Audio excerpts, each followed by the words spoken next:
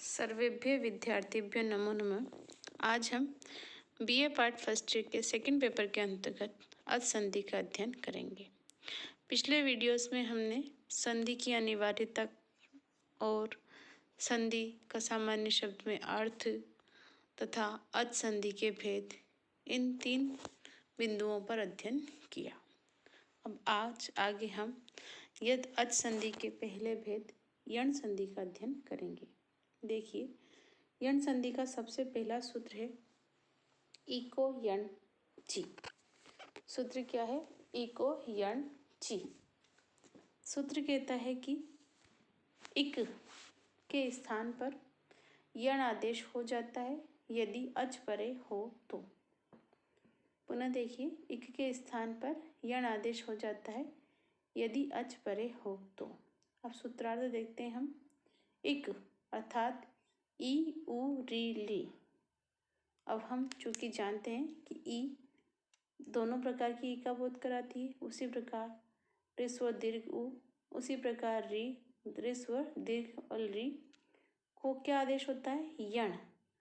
य व र ल हो तो हो जाता है यदि असमान अच परे हो तो।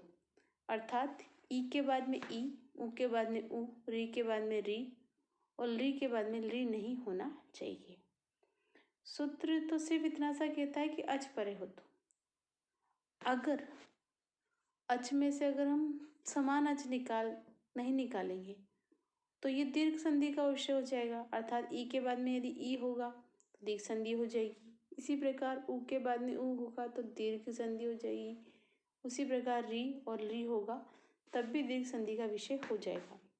इसीलिए हम अर्थ यूँ निकालते हैं कि इक के बाद में यदि असमान अच हो तो इक के स्थान पे य व र ल आदेश हो जाते हैं।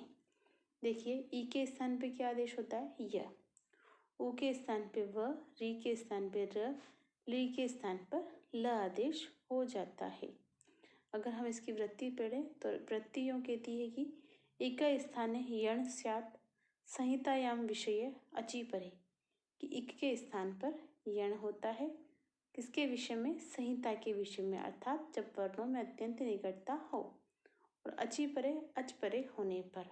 अब ऊपर देखिए, हम इसे एक टेबल से भी समझ सकते हैं। देखिए, इक के स्थान पर यण आदेश होगा यदि बाद में पर्व पद में कौन सा अच है? असमान अच है तो। अर्थात ई के बाद में ई नहीं होना चाहिए, उ के बाद में उ नहीं होना चाहिए। तो देखिए, इक में ऋस्व और दीर्घ दोनों ही, इनके स्थान पर क्या आदेश होगा? य।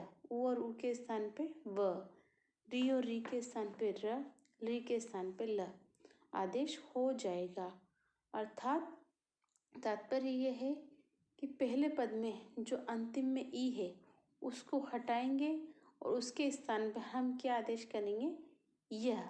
उ को व, री को र, ली को ली, उसको हटाकर करेंगे। ये आगम नहीं है, ये आदेश है, तो इनको हटाकर आदेश होगा। तो पहला सूत्र यही कहता है कि ई के स्थान पे क्या आदेश होगा? य। और उ के स्थान पे व, री के स्थान पे र और ली के स्थान पे ल। अब हम इसके आगे वाले सूत्र पे चलते हैं। इसका उदाहरण हम अभी आगे देखेंगे। उदाहरण से हमें ये अच्छी तरह से और क्लियर हो जाएगा। देखिए, अनचि च, ये कहता है अनचि। देखो, सूत्रार्थ तो हम इसको यहाँ से देखते हैं। अच से परे, पहले अच हो और बाद में अच नहीं हो। अच से परे यर को, मतलब यर में कौन कौन से वर्ण आएंगे? ह को छोड़कर सारे व्यंजन। विकल्प से दित होगा, किंतु अच परे नहीं होना चाहिए। बाद में क्या नहीं होना चाहिए? अच नहीं होना चाहिए। अब अच नहीं होगा तो क्या होगा? हल होगा। इसीलिए देखो, हमने ये कोष्टक में लिखा है अच प्लस यर और हल। ये वाली कंडीशन होनी चाहिए, ये वाला सिचुएशन होनी चाहिए कि पहले तो अच हो, बाद में यर हो और यर के बाद में क्या हो? हल। व्यंजन हो तो यर को क्या हो जाएगा? द्वित हो जाएगा, डबल हो जाएगा। विकल्प से, अर्थात एक पक्ष में होगा और दूसरे पक्ष में नहीं होगा। इसे हम उदाहरण से अभी आगे समझेंगे। तो अभी तक के लिए इतना है कि सभी व्यंजनों को क्या हो जाता है? द्वित हो जाता है। बाद में क्या नहीं होना चाहिए, अच नहीं होना चाहिए, और पहले क्या होना चाहिए, अच होना चाहिए। अर्थात पहले अच हो और बाद में हल हो तो यर को क्या हो जाएगा, द्वित हो जाएगा। आगे देखिए, झलाम जश जशी, ये सूत्र यूं कहता है कि देखिए अपदांत झलों के स्थान पर, अपदांत अर्थात पद नहीं होना चाहिए। पद बनते समय, ये सूत्र पद बनते समय कार्य करता है, क्योंकि पद बन जाने के बाद तो झलाम जशंते सूत्र कार्य करता है। और अपदांत की स्थिति में कौन सा सूत्र कार्य करता है, झलाम जश जशी, कि अपदांत झलों के स्थान पर जश आदेश होता है यदि झश प्रत्याहार के वर्ण बाद में हो तो। तात्पर्य यह है कि झल में कौन कौन से वर्ण आते हैं, देखो चौथे, तीसरे, दूसरे, पहले तथा श श स ह, और जश में तीसरे, और झश में तीसरे और चौथे। अर्थात यह सूत्र वर्गों के पहले, दूसरे, तीसरे, चौथे वर्ण के स्थान पर उसी वर्ग का तीसरा वर्ण आदेशित कर देता है यदि बाद में तीसरा और चौथा वर्ण बाद में हो तो। देखिए हम इसे एक बॉक्स में टेबल से भी देख सकते हैं कि पहले, दूसरे, तीसरे, चौथे वर्ण को उसी वर्ग का कौन सा वर्ण आदेश हो जाता है, तीसरा वर्ण। बाद में भी वर्ग का कौन सा वर्ण होना चाहिए, तीसरा और चौथा वर्ण होना चाहिए। तो आई थिंक ये तीनों सूत्र आपको समझ में आए होंगे। पहला सूत्र इको यंची, दूसरा अनची च, और तीसरा झलाम जश जशी। अब इसके आगे हम देखते हैं, देखिए इसके आगे का सूत्र है संयोगान्तस्य लोपः। ये सूत्र कहता है कि जिस पद के अंत में, अर्थात जहाँ पर संयोग होता है, जब दो तीन व्यंजनों में संयोग होता है, हलो अंतरा संयोग से हमने संयोग संज्ञा पढ़ी थी। तो जब दो या दो से अधिक व्यंजनों के बीच में किसी भी स्वर का व्यवधान नहीं हो तो वहाँ पर हम उनकी संयोग संज्ञा करते हैं। तो जब संयोग संज्ञा करने के उपरांत ये सूत्र कहता है कि जिस पद के अंत में संयोग होता है उस पूरे पद का हमें क्या कर देना चाहिए, लोप कर देना चाहिए। अर्थात संपूर्ण पद का क्या करते हैं, हम लोप कर दें। तो ये सूत्र संयोगांत वाले पद का लोप कर देता है, किंतु इसके आगे वाला सूत्र इसका निषेध करता है कि अलो अंत्यस्य है, कि यह सूत्र पूर्व का निषेध करता है, निषेध करके उसके स्थान पर अंतिम अल का लोप का कथन करता है। कि वो ये सूत्र कहता है कि पूरे संयोगांत का लोप नहीं करना चाहिए, केवल अंतिम वर्ण का लोप करना चाहिए। केवल किसका लोप करना चाहिए, अंतिम वर्ण का। तो संयोगांत से लोपन ने पूरे पद का लोप प्राप्त किया, किंतु इस सूत्र ने उसका क्या किया, निषेध, कि नहीं, पूरे पद का लोप न करके हमें सिर्फ और केवल किसका लोप करना चाहिए, अंतिम अल का, अंतिम वर्ण का लोप करना चाहिए।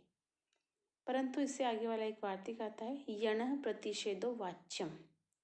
ये कहता है कि यदि संयोग के अंत में चार वर्ण हो, य व र और ल, कौन से वर्ण हो, य व र ल, अर्थात यण प्रत्याहार हो, तो उसका हमें लोप नहीं करना चाहिए। अन्य का तो लोप कर देना चाहिए, परंतु हमें य व र और ल का लोप नहीं करना चाहिए।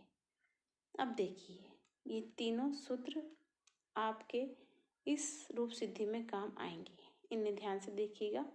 हम इसे दो बार समझ लेंगे, एक बार आप इसे ध्यान से देखिएगा।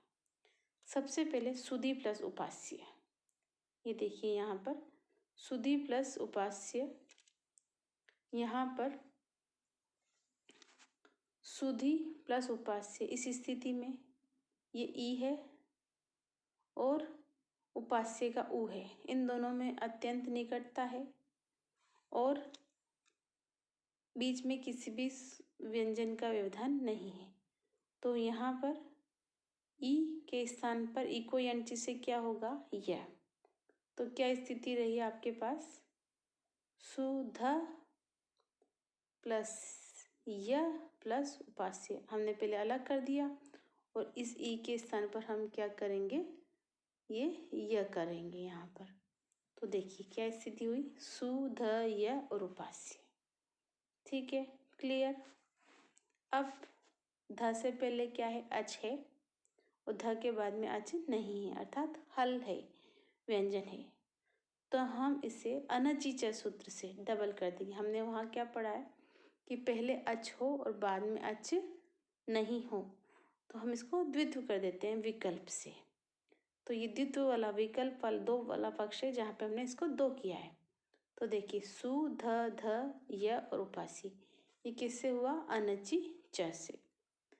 तत्पश्चात देखिए झलाम झशी, देखिए द के स्थान पर जब हमने द्वित्व किया उसके बाद ध के बाद में भी ध है, अर्थात तीसरा चौथा वर्ण है, और ध भी किस में आता है? चौथे वर्ण में। तो इसके स्थान पे क्या होगा? जश आदेश हो जाएगा, अर्थात इसी वर्ण का तीसरा वर्ण। सु द ध य और उपास्य, ये किससे होगा? झलाम जशी से। ध को क्या होगा? द।